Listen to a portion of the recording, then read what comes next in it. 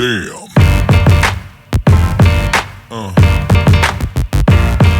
Yeah.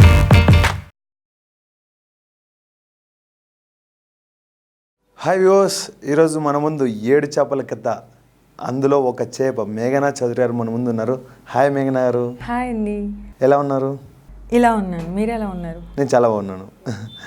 7 చేపల కథ అందరూ ఇప్పుడు యూత్ ఒక రేంజ్లో ఊహించుకుంటున్నారు. ఎలా ఉండబోతుంది అండ్ మేము సినిమా ఎందుకు చూడాలి? 7 చేపలు కదా, ట్రైలరే చాలా హల్చల్ అయింది కదా. సో అందులో ఏముంది అని అందరూ చాలా ఎగ్జైట్మెంట్తో ఉన్నారు. సో ఆ ఎగ్జైట్మెంట్ ఏంటి అని తెలుసుకోవడం కోసం మూవీ చూడాలి. ఇంకా మీ గురించి నాకు తెలుసుకోవాలని ఉంది. అండ్ ప్రేక్షకులు కూడా చాలామంది నన్ను అడుగుతున్నారు, మేఘనా చౌదరి గారు ఎంతవరకు చదువుకున్నారు అనేసి. ఆ క్వశ్చన్, మీరు ఎంతవరకు చదువుకున్నారు? నేను చాలా ఇంటర్వ్యూస్లో చెప్పాను బీటెక్ కంప్లీటెడ్ అని. అండ్ మీ ఫ్యామిలీలో మీ డాడీ గారు పోలీస్ ఆఫీసర్ అని విన్నాను. సినిమాలు చేస్తానంటే తన రియాక్షన్ ఏంటి అసలు? వద్దు.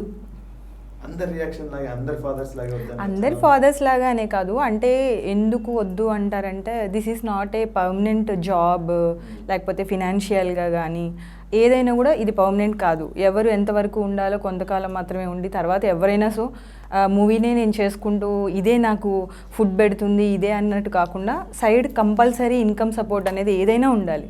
కాబట్టి అలా అని జాబ్ చేసుకో, బిజినెస్ పెట్టుకో అని నన్ను చెప్పారు. సో తర్వాత నేను అలిగి ఒక 6 months ఫైట్ చేస్తే ఆఫ్టర్ దట్ సరే ఓకే నువ్వు చేస్తానంటున్నావు కదా, డన్, నువ్వు అనుకున్నది ఓకే అయితే కంటిన్యూ చేయి, లేదా నెక్స్ట్ మళ్ళీ ఏ జాబో ఏదో అని.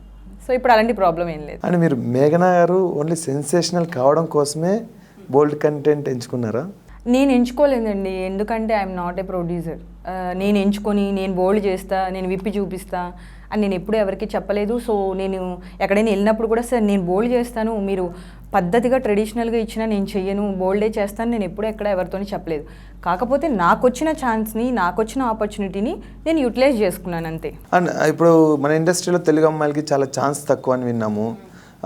అంటే బోల్డ్ కంటెంట్స్కి చాలామంది తెలుగు అమ్మాయిలు ఇది చేస్తేనే ఇంకా ఆపర్చునిటీస్ ఎక్కువ ఉన్నాయని చాలామంది అనుకుంటున్నారు. దానికి మీరు చెప్పే సమాధానం? బోల్డ్ కంటెంట్స్ చేస్తేనే తెలుగు అమ్మాయిలకి ఛాన్స్ ఇస్తారు అలా అనుకుంటే, ఫర్ ఎగ్జాంపుల్ అనుకుందాం, ఇది ఎవరిని ఉద్దేశించి కాదు ఏం కాదు, ఫర్ ఎగ్జాంపుల్ చెప్తున్నాను, షార్ట్ ఫిల్మ్స్ చేసిన వాళ్ళు చాలామంది ఉన్నారు, ఏది రొమాంటిక్ షార్ట్ ఫిల్మ్స్. సో అలాంటప్పుడు వాళ్ళని ఎందుకు మరి వాళ్ళంతా ఇప్పుడు మాకన్నా కూడా ఇంకా ఎక్కువ చాలా రొమాంటిక్ షార్ట్ ఫిల్మ్స్తో చాలామందికి తెలుసు యూట్యూబ్ ఛానల్స్లో, వెబ్సైట్స్లో అలా. సో వాళ్ళు ఎందుకు మరి అందరూ అంత విప్పి చూపించినా కూడా ఎందుకు పబ్లిసిటీ అవ్వలేకపోయారు? అంటే అది short film, that is not a point. ఏ క్యారెక్టరు, ఏ సీను, లేకపోతే ఆ క్యారెక్టర్కి ఆ అమ్మాయి ఎలా సెట్ అవుతుంది, ఎంతవరకు చేయగలుగుతుంది, లేకపోతే ఎంతవరకు యాప్ట్ అవుతారు, దట్స్ ద మ్యాటర్. అంతేగాని బోల్డ్ చేసిన వాళ్ళు అందరూ కూడా అప్పుడే ఛాన్సెస్ వస్తాయనేది చాలా తప్పు, అది కరెక్ట్ కాదు. అండ్ ఇంకోటి, మీకు ఆశ్రమాలకి వెళ్ళే అలవాటు ఉంది అని విన్నాము. అది ఎప్పటి నుంచి, అంటే ఆ ఇంట్రెస్ట్ ఎప్పటి నుంచి పుట్టింది? అది బేసికల్లీ అంటే నా ఫ్యామిలీ నుంచే ఉంది. కొత్తగా ఏదో వచ్చేసి ఇప్పుడు వచ్చేది, మధ్యలో వచ్చేది కాదు అలాంటివన్నీ కూడా. నాకు ఎప్పటి నుంచో ఇంట్రెస్ట్, అంటే సోషల్ సర్వీస్ చేయాలి, మనం ఉన్నాము, మనం ఇంత లైఫ్ లీడ్ చేస్తున్నాము అని అంటే మనం ఎదుటి వాళ్ళకి ఎంతవరకు సహాయపడగలం, లేకపోతే మన చేతనైనంతవరకు ఎంతవరకు చేయగలం. సో అలా నాకు ఇష్టం. ఏమైనా ఓల్డ్ ఏజ్ హోమ్స్ కానీ, బ్లైండ్ ఈ పీపుల్స్ ఉంటారు కదా, వాళ్ళకి కానీ ఏదైనా సర్వీస్ చేయాలి అలా అని ఎప్పుడు ఉంటుంది నాకు. మీకు పెట్ యానిమల్స్ కూడా చాలా ఇష్టం అని విన్నాము, అవునా? అది చాలామందికి తెలుసు. అవును, చాలా ఇష్టం నాకు. ఇంకా ఏదైనా ఒక ప్లేస్ ఏదైనా ఉంటే చిన్న size blue cross society maintain చేయడం అనేది చాలా ఇష్టం. అంటే ఇంకోటి, మీకు సినిమా ఇప్పుడు వచ్చిన ఛాన్స్, మీరు ఓకే అందరికి ఇప్పుడు మేఘనా చౌదరి గారు ఎవరంటే అందరికి ఒక గుర్తింపు అనేది తెలిసింది. జస్ట్ ఒక ట్రైలర్ అండ్ టీజర్, అంటే మీరు తీశారు ఇంతకుముందు, ఇప్పుడే సెన్సేషనల్ అయ్యారు. అది ఐ మీన్ మీకు అనిపించింది ఎప్పుడైనా ఇలా అవుతాను, అంటే అందరూ నన్ను ఒక గుర్తింపు స్థాయికి వెళ్తానని చేసే ఎప్పుడు?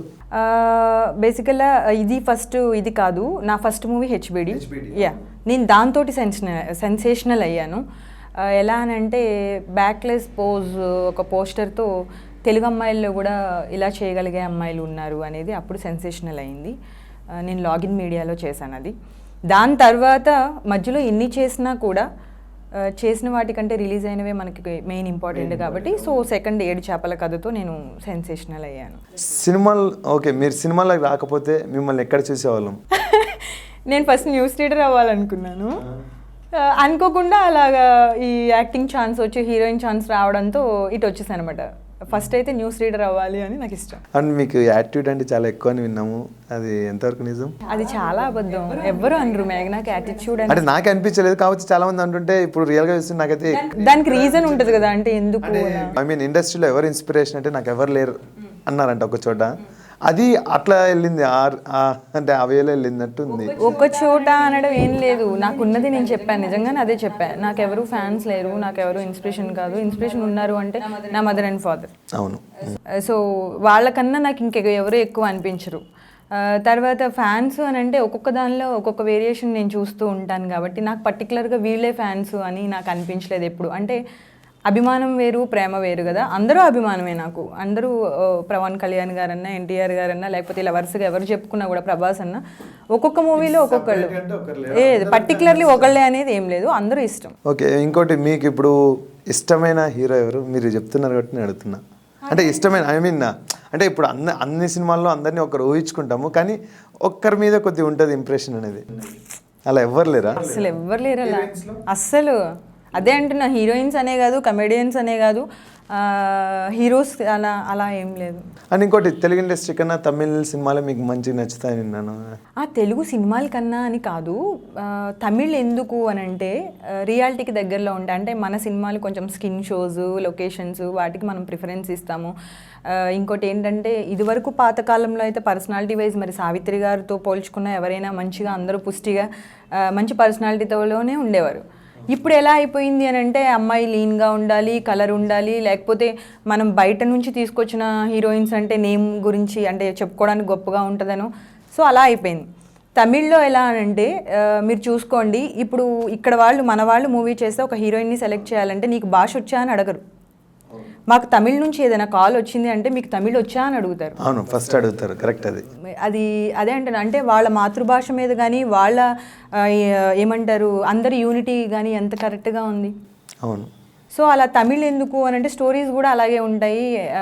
మనవి ఉండవు అని కాదు, మీరు తమిళ్ గురించి అడిగారు కాబట్టి నేను చెప్తున్నాను. మన స్క్రీన్ మీద ఏమైనా స్టోరీస్ చూస్తే అది రియాలిటీకి చాలా దగ్గరలో ఉన్నట్టు, అంటే కొంచెం వితౌట్ మేకప్స్తో చాలా ఒరిజినల్గా అలా అనిపిస్తుంది. చాలా న్యాచురాలిటీ దగ్గరలో.